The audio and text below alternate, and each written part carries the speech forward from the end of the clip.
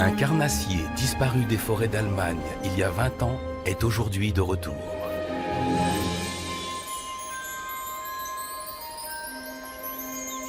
À l'écart des chemins, cachée dans le sous-bois, se trouve la pouponnière des nouveaux arrivés. Ce louveteau curieux explore son environnement. Et manifestement, il n'est pas seul.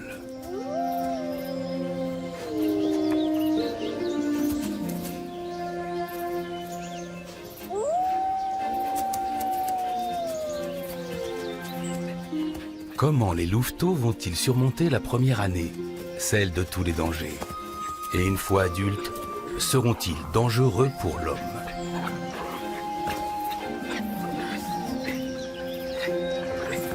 Ces louveteaux sont nés dans une famille pas comme les autres, installée sur un site insolite dans la lande de Lüneburg en Basse-Saxe. Voici leur incroyable histoire.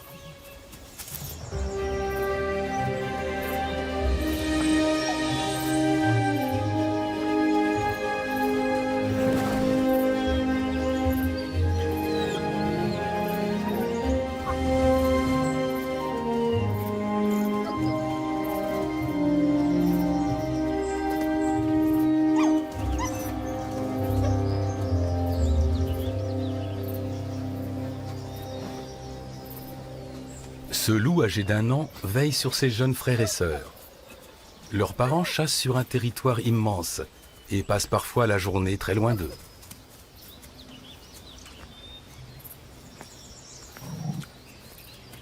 Le comportement dans la fratrie est généralement très tendre. Dans une vie de loup, la famille tient une place importante.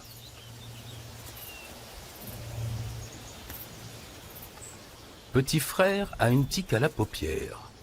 En baby-sitter dévoué, sa grande sœur vient à son secours.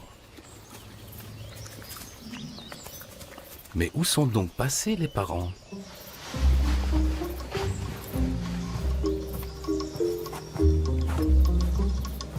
Si l'on veut approcher des loups adultes, une tenue de camouflage est nécessaire.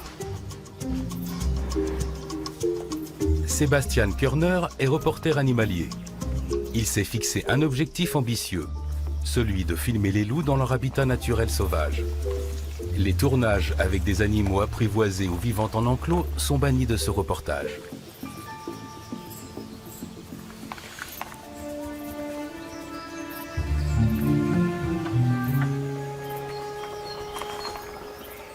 Le chef de famille est extrêmement farouche et pour l'apercevoir, il faut s'armer de patience. Mais le reporter sait le reconnaître. Il suit le loup depuis sa naissance.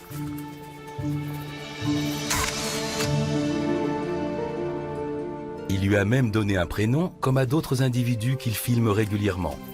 Ce mâle s'appelle Léo. Pour fonder sa propre famille, Léo est parti à 350 km de son lieu de naissance. Il est originaire de la Lusace, une région de la Saxe dans le nord-est de l'Allemagne. Un paysage composé de bois aménagés et de champs, mais aussi de mines de lignite.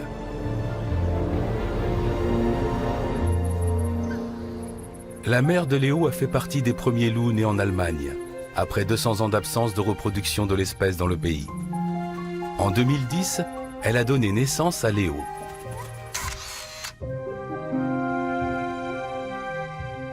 Sunny était une maman loup expérimentée. Elle a su protéger son fils de tous les dangers, comme elle l'avait fait pour ces dizaines d'autres enfants qui ont précédé Léo. Il est le seul louveteau mâle né cette année-là.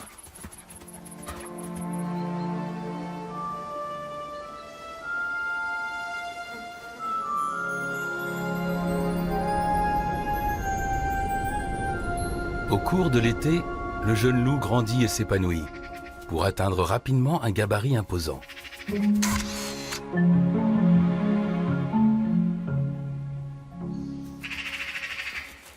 À 5 mois, il est toujours aussi joueur.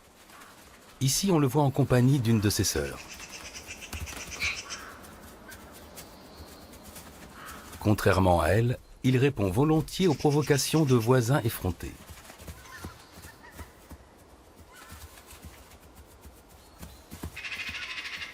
Il aimerait bien faire comprendre à ses pies espiègles que le maître des lieux, c'est lui.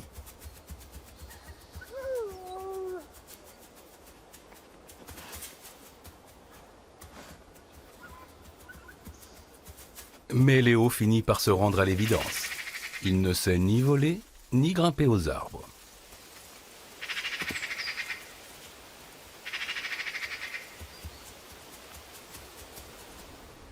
Les ancêtres de Léo sont originaires de Pologne.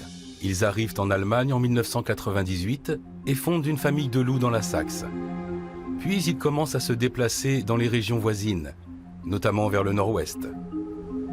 Léo et une femelle vont bien plus loin que les autres et arrivent jusqu'en Basse-Saxe.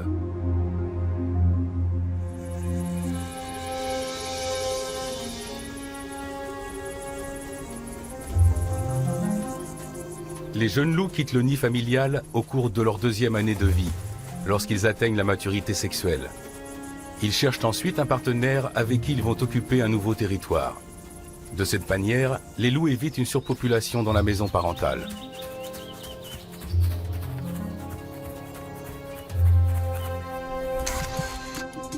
Les empreintes et le matériel génétique présent dans l'urine et les excréments permettent aux chercheurs de comprendre quels sont les itinéraires et les modes de vie des loups, mais également de différencier les individus.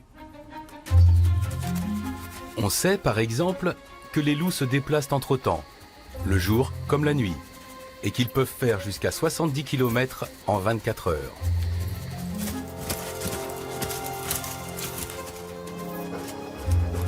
Les cours d'eau et les hautes montagnes ne sont pas des obstacles pour eux. Si le loup est une espèce strictement protégée, il court un risque mortel inévitable dans nos pays.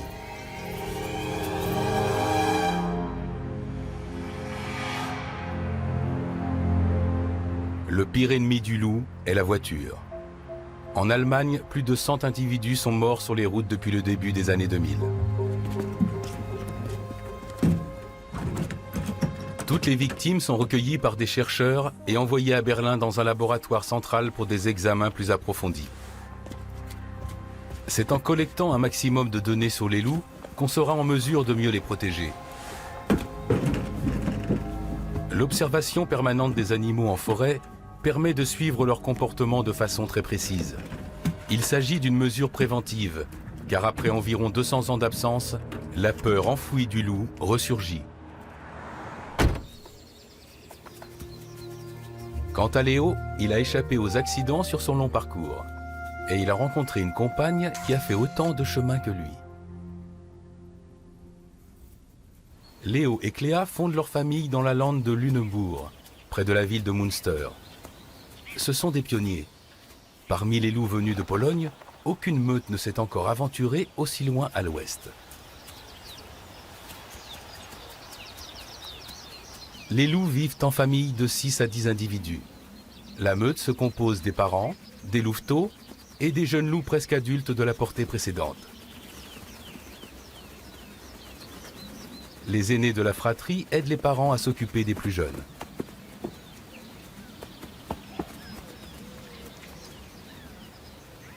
Cléa, la maman, meurt 2 ans après son arrivée à Münster. L'identité de la nouvelle compagne de Léo reste longtemps une énigme.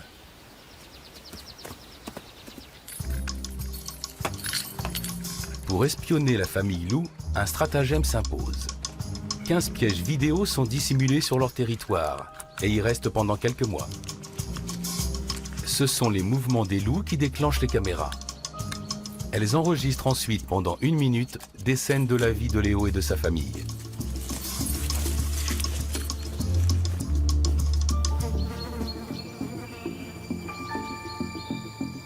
Seuls les pièges vidéo permettent d'explorer le quotidien secret des animaux de la forêt. Et pas seulement celui des loups.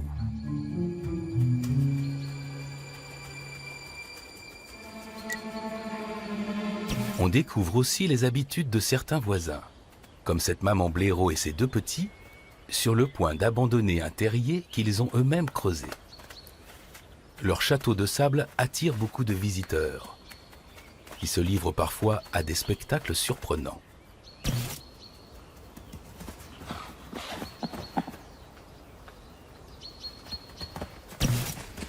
Les passants sont aussi différents de caractère que de morphologie.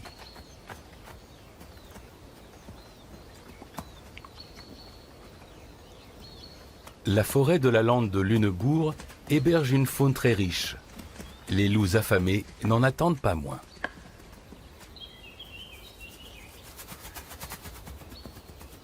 Pour la progéniture de Léo, le terrier abandonné par la famille Blaireau est devenu un terrain de jeu et un abri.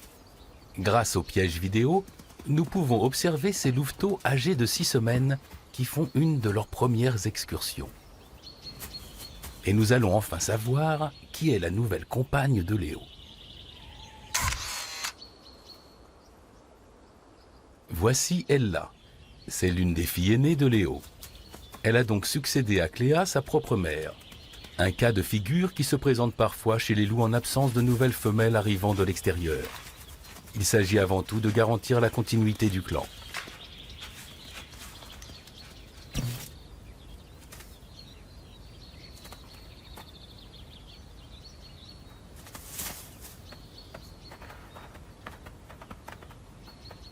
Les tanières des loups sont difficiles à repérer. Même des voisins proches passent à côté sans les remarquer.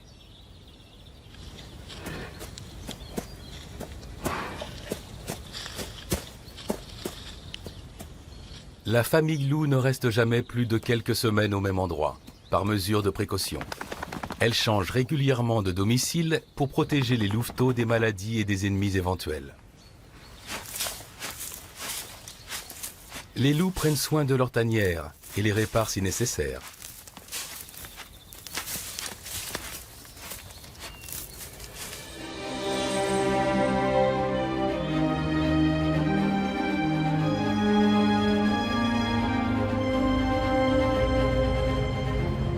La famille de Léo vit dans un environnement pour le moins insolite, une zone d'entraînement militaire.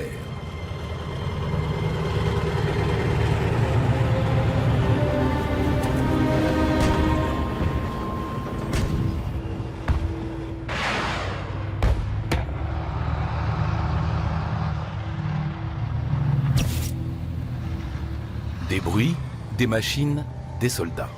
Autant d'agitation que d'autres meutes ne connaissent pas. Mais ici, les louveteaux s'habituent à cet environnement dès leur plus jeune âge. Ils sont extrêmement curieux et jouent avec tous les objets étranges qu'ils rencontrent, y compris avec des grenades d'exercice. Les petits sont livrés à eux-mêmes une grande partie de la journée.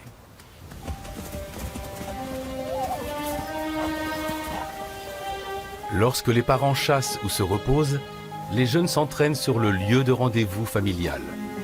À travers leur jeu, ils développent des capacités nécessaires à leur survie.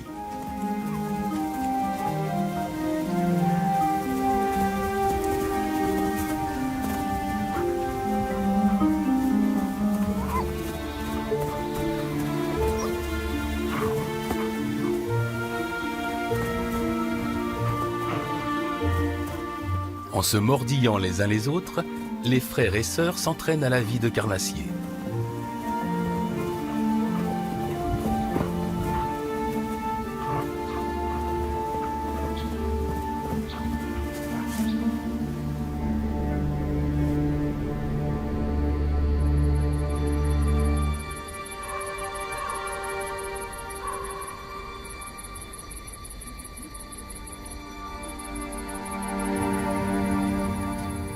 Pour l'instant, ils ne chassent pas encore seuls, contrairement à leurs aînés d'un an plus âgés.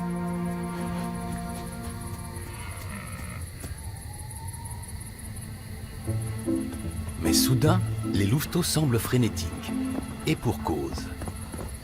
Ils tombent nez à nez avec leur proie préférée, les sangliers. Mais ces derniers ne se laissent pas intimider, bien au contraire.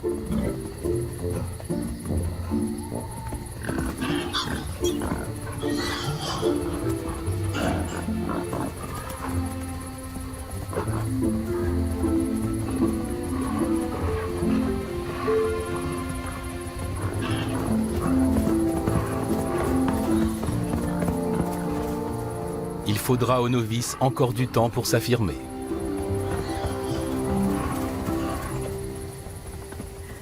Une scène inédite pour le reporter chevronné qu'est Sébastien Körner. Et la rencontre suivante n'est pas moins exceptionnelle. Ce faon est manifestement tout seul, alors qu'il devrait être bien sagement à l'abri en train d'attendre sa mère. Mais ce petit est étourdi et ne remarque pas le danger qui le guette.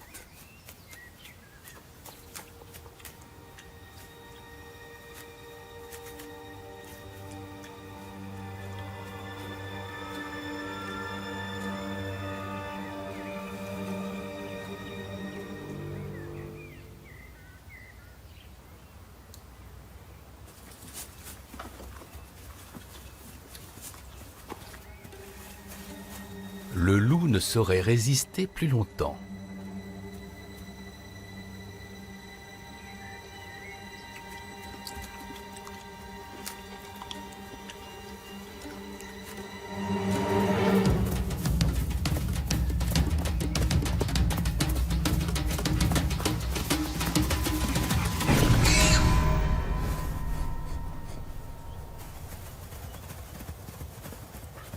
Sur le lieu de rendez-vous, les louveteaux affamés pressent l'adulte qui vient les nourrir avec des morceaux de viande régurgités. Il y a du cerf, du chevreuil, du sanglier.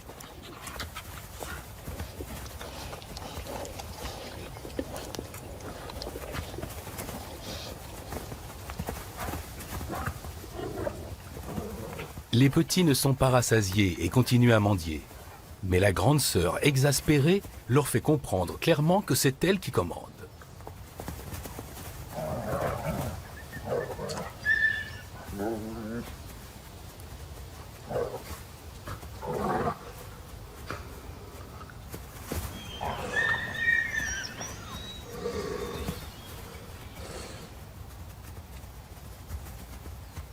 Et quand le père de famille se montre, petits et grands font preuve de respect.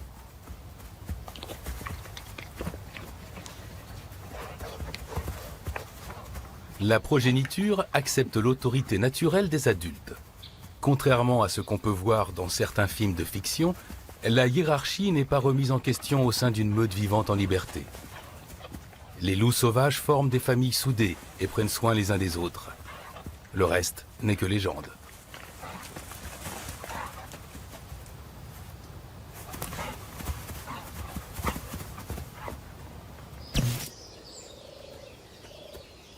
Et bien que les loups en feraient volontiers leur repas, les cerfs adultes ne paniquent pas.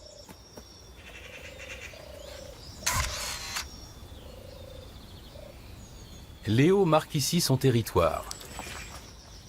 20 minutes plus tard, une biche passe par là et déchiffre son message.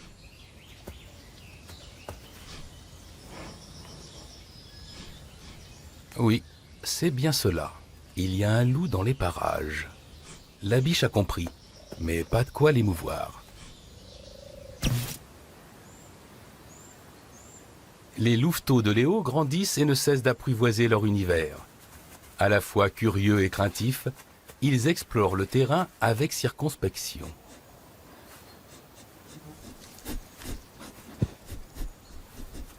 Intrigué et tiraillé, ce petit examine les nouveaux pièges vidéo. Ces boîtes sont-elles des jouets ?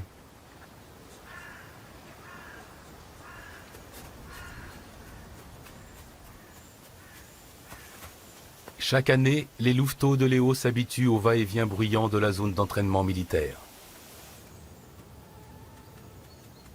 Ils ont une prédilection pour les tranchées. Et pendant les trêves d'exercice, les routes des chars d'assaut sont un lieu de rendez-vous très prisé. Les petits comptent les moustiques et guettent les assaillants.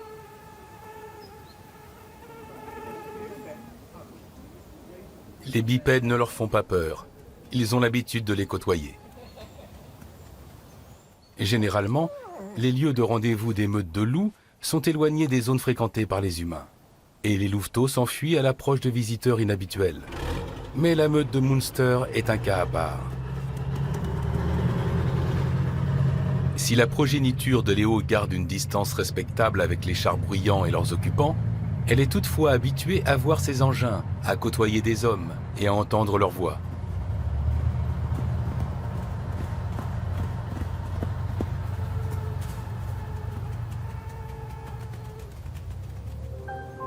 Un promeneur réussit à immortaliser furtivement une scène aux abords de la zone d'entraînement militaire.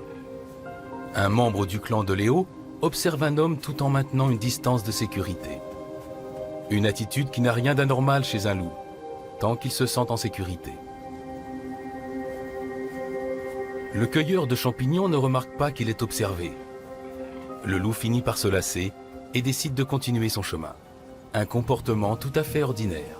Mais il y a 2 ans, la progéniture de la famille de Léo fait la une des journaux. Les petits de Léo et Ella, issus de cette portée, vont compromettre la réputation de toute la meute. Ces 2 louveteaux sont les principaux protagonistes. Le comportement de Punkti et Kurti est signalé par des hommes qui croisent leur chemin par hasard.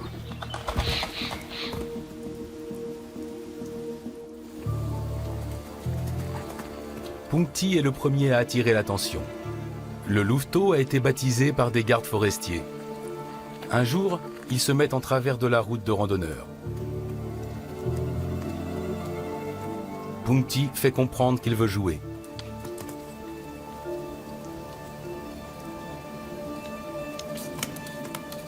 Le jeune loup semble s'intéresser particulièrement à l'homme. S'agit-il simplement du trait de caractère d'un individu isolé plus hardi que d'autres?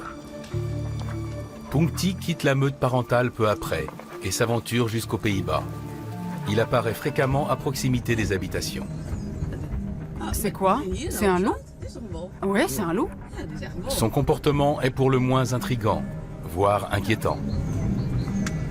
Il longe les routes et se proche des voitures côté conducteur, l'air d'attendre quelque chose. De la nourriture, sans doute? Une énorme bête. Elle est énorme.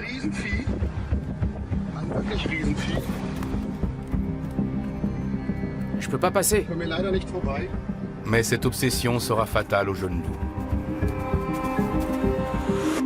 Punkti est percuté par une voiture et retrouvé mort dans un fossé.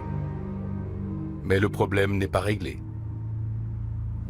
Comme lui, ses frères et sœurs vont droit sur les voitures à proximité de la zone d'entraînement militaire et semblent quémander de la nourriture.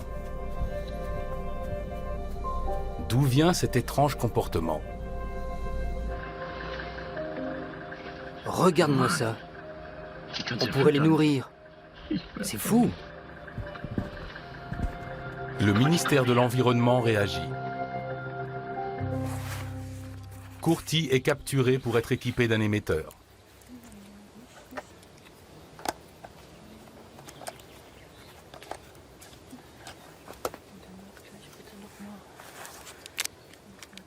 Un prélèvement de salive permet d'obtenir son ADN. Il est bien le fils de Léo et Ella. Catégorisé comme loup à problème, Kurti sera placé sous surveillance. Une mesure prescrite par le plan de gestion des loups de Basse-Saxe. Les individus au comportement étrange sont suivis de près. En cas de problème, il faut intervenir le plus rapidement possible. Une mesure soutenue par les organisations de protection de l'environnement. Le loup anesthésié se réveillera dans un lieu sûr, sur le territoire de sa famille. Il lui faudra quelque temps pour retrouver ses esprits.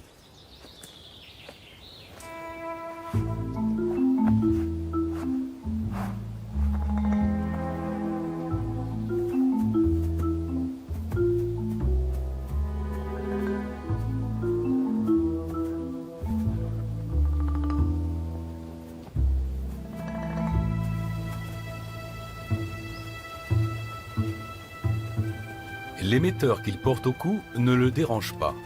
Grâce aux signaux permanents de l'appareil, ses déplacements pourront être suivis. Continuera-t-il à s'approcher des voitures et des hommes? Le territoire des loups sur la zone d'entraînement militaire couvre plus de 200 km². Un vaste habitat où les frères et sœurs cadets de Kurti doivent trouver leur marque. Un pigargue observe attentivement le jeune loup. Et pour cause. Sur les terrains de jeu des quadrupèdes carnivores, il n'est pas rare de trouver des reliefs de festin.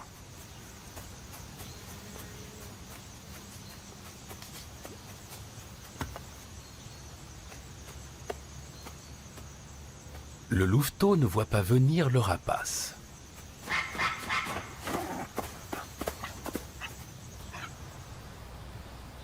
Le rapace surgit bruyamment et chasse le néophyte.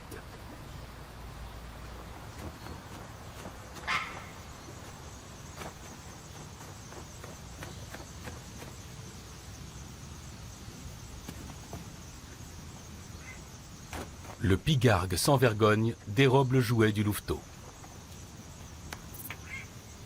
Il s'empare avidement de la nourriture convoitée. Oui, l'os a bel et bien disparu. Et le voleur n'a rien à craindre.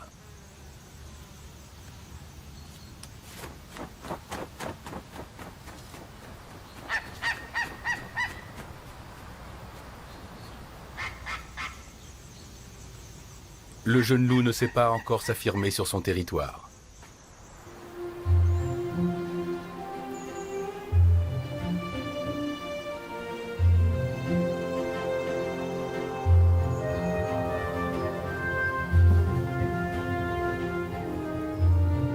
Et que fait Courti pendant ce temps? Son collier émetteur trahit sa position.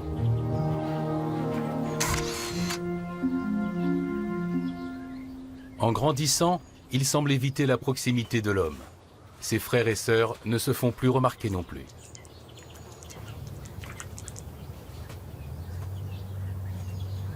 En tant qu'aîné responsable, Courti reste à proximité de ses petits frères et sœurs.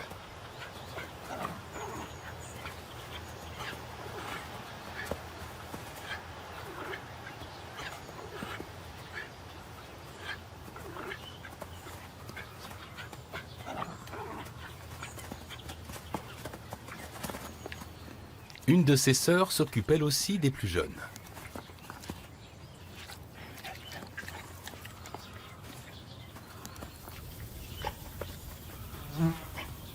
Courti est bien intégré dans la famille. Il endosse docilement le rôle de grand frère. Et il accompagne son père Léo dans les excursions familiales. Il semble évoluer normalement.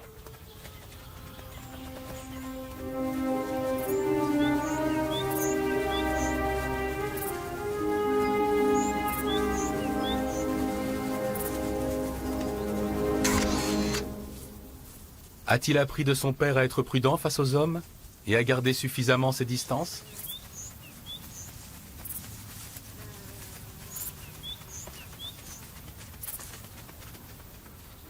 Depuis que le comportement de Courti est rentré dans l'ordre, les histoires de loups à problème ont disparu des médias. Mais voilà que, l'hiver suivant, un loup réapparaît sur la route. Et ce n'est autre que Courti, reconnaissable à son collier émetteur.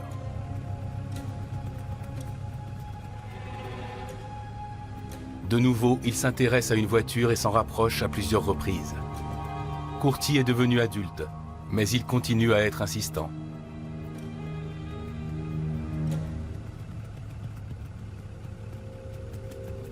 Et il ne s'arrête pas là.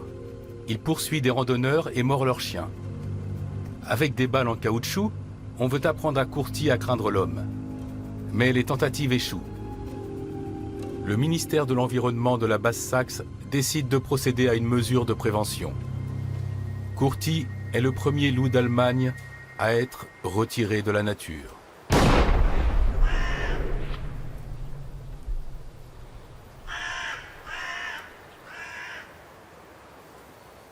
Son cadavre est transporté à Berlin, à l'Institut de recherche zoologique et de la faune sauvage.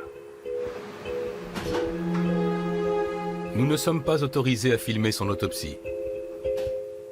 Mais comme tous les loups morts, il est soumis à des examens qui permettent aux chercheurs d'établir les causes du décès et de diagnostiquer d'éventuelles pathologies physiques. Ils tentent aussi d'identifier les auteurs qui tuent des loups illégalement.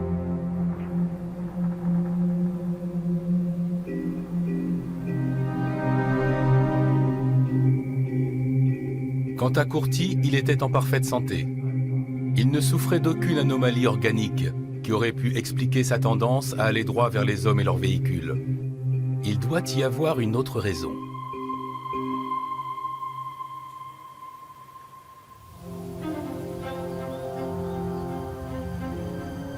Peut-être que son comportement s'explique par le caractère particulier de son habitat. Se pourrait-il que la promiscuité entre le loup et l'homme y soit pour quelque chose? Sur la zone d'entraînement militaire, la présence et l'activité humaine sont beaucoup plus importantes que sur d'autres territoires de loups. Cet aspect pourrait avoir des conséquences.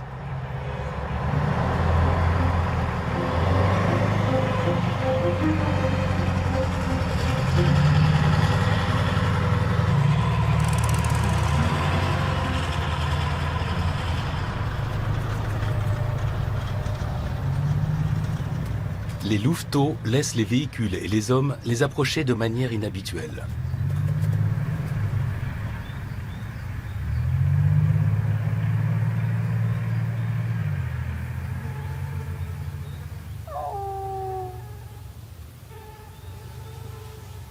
Comment les frères et sœurs cadets de Courty vont-ils se comporter? Le voisinage immédiat avec l'homme ferait-il des descendants de Léo des animaux plus dangereux?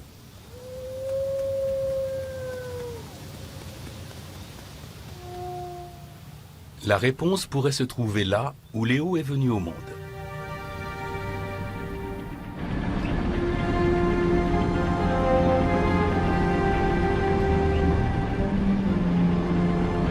Dans la région de la Lusace, en Saxe, les loups vivent dans les alentours d'une mine de lignite.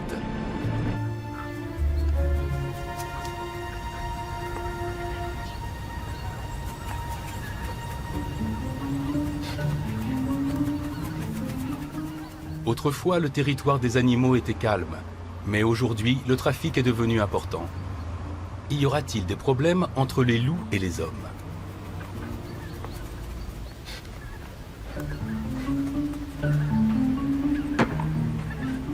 Ici, une route se construit.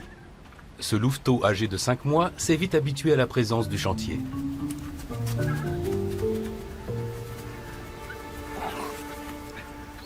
Sur le lieu de rendez-vous, les petits jouent avec le matériel que les ouvriers ont abandonné sur place.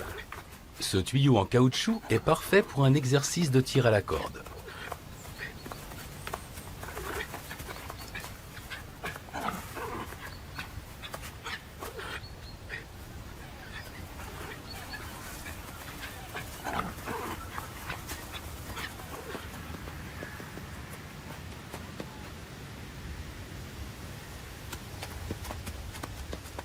La curiosité des louveteaux est insatiable. L'inconnu les fascine. Les ouvriers constatent qu'ils ont déjà retourné 6 cônes de chantier. Nous décidons d'installer des pièges vidéo dans un plot et sur le tronc d'un arbre à proximité pour observer les jeux des louveteaux. Que va-t-il se passer?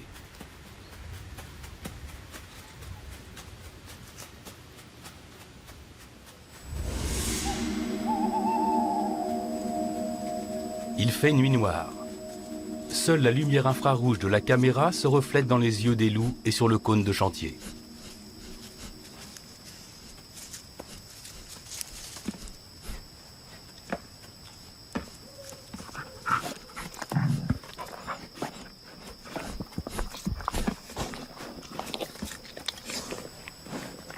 Le jouet et la caméra automatique représentent manifestement des objets extrêmement intéressants.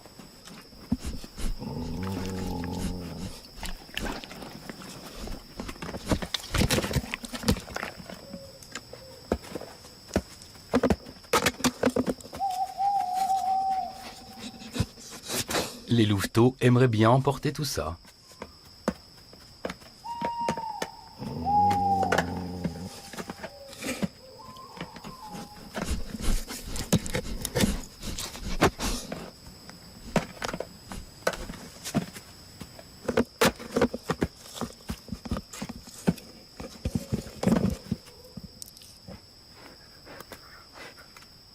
Mais après une série de tentatives vaines, ils finissent par se lasser du jouet.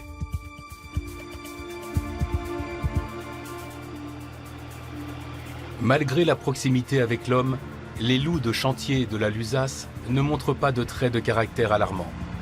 Ils n'approchent pas les voitures comme le faisaient Puncti et Courty.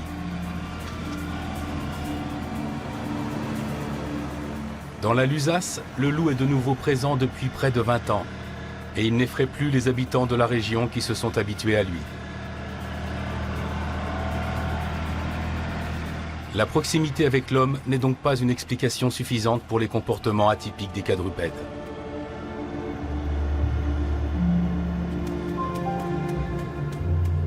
Ici, les animaux posent parfois d'autres problèmes, plus classiques.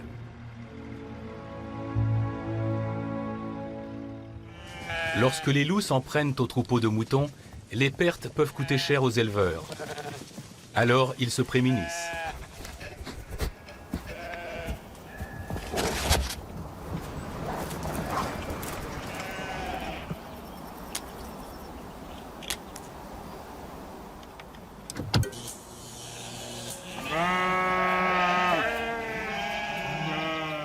Les éleveurs bénéficient de subventions pour mettre en place des mesures préventives.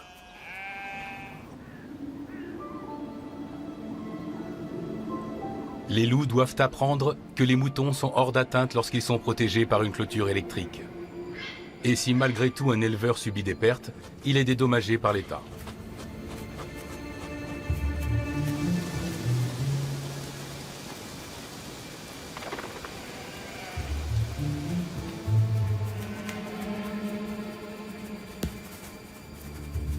Ce loup connaît-il les règles ?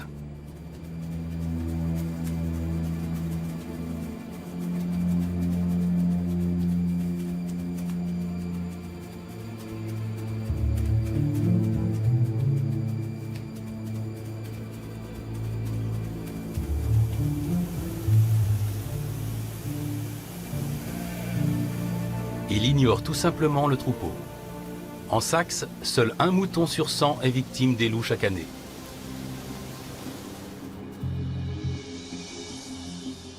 Depuis le retour de l'espèce en Allemagne, environ 50 familles de loups se sentent ici chez elles. Les jeunes adultes en quête de partenaires sillonnent périodiquement tout le pays. D'après les estimations de l'Office fédéral de protection de la nature, il y aurait assez de place pour 440 meutes de loups.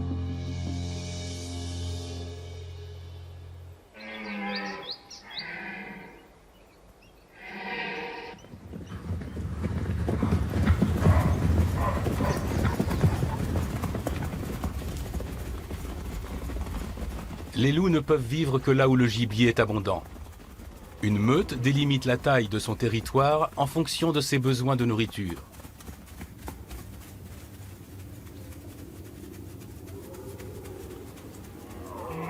S'attaquer à des proies de grande taille et en bonne santé est une affaire risquée et épuisante. C'est pourquoi, la plupart du temps, les loups ne se mesurent pas aux cerfs. L'exemple de la Lusace montre que les cerfs ne subissent pas de stress permanent et que les loups ne font pas diminuer la faune sauvage. Les animaux de la forêt se sont habitués au retour de leurs anciens voisins.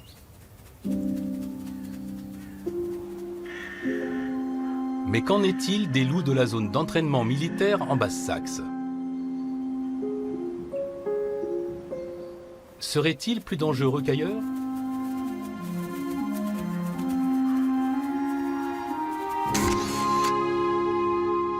Léo et Ella ont élevé plusieurs générations de louveteaux, après celles de Kurti et Puncti. Leurs descendants actuels seront-ils à leur tour des loups à problème ?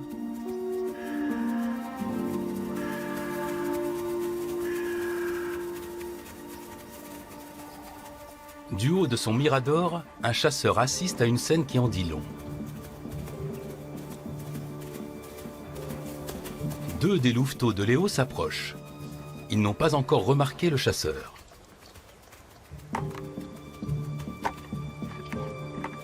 Mais lorsque celui-ci fait un mouvement en les filmant, les loups se retirent aussitôt. Bien qu'ils aient déjà atteint leur taille adulte, les louveteaux sont encore curieux. Mais ils montrent du respect face à l'homme et le fuient, comme il se doit.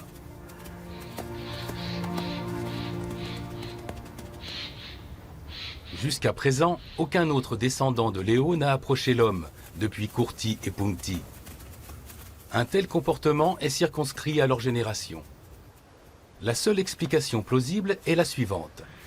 Les louveteaux ont très probablement été nourris par l'homme, et c'est ce qui a éveillé leur intérêt pour lui. Les gènes de Léo et Ella n'y sont donc pour rien.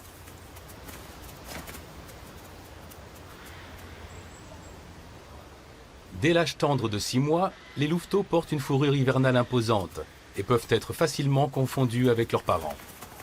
C'est une des raisons pour lesquelles leur curiosité juvénile est souvent mal interprétée et que se propagent des rumeurs de loups envahissants, voire dangereux.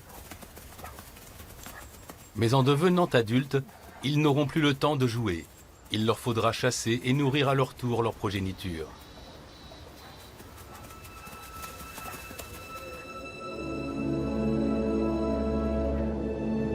Au cours des 40 dernières années, aucune attaque de loup sur l'homme n'a été enregistrée en Europe.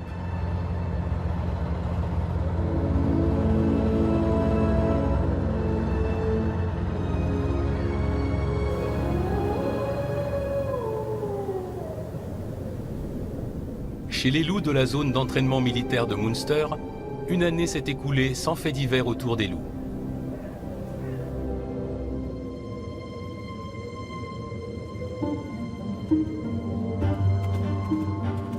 Une fois de plus, Léo a réussi à élever une génération de louveteaux. Il est désormais sans conteste un père de famille expérimenté. L'histoire de la meute de Léo montre que les loups sont capables de s'acclimater à un paysage aménagé. Le sort de Puncti et Curti prouve aussi que les grands carnassiers peuvent être source de problèmes. Mais c'est uniquement si l'homme se met à les nourrir qu'ils deviennent potentiellement dangereux. Le loup, lui, n'est ni un monstre, ni une peluche.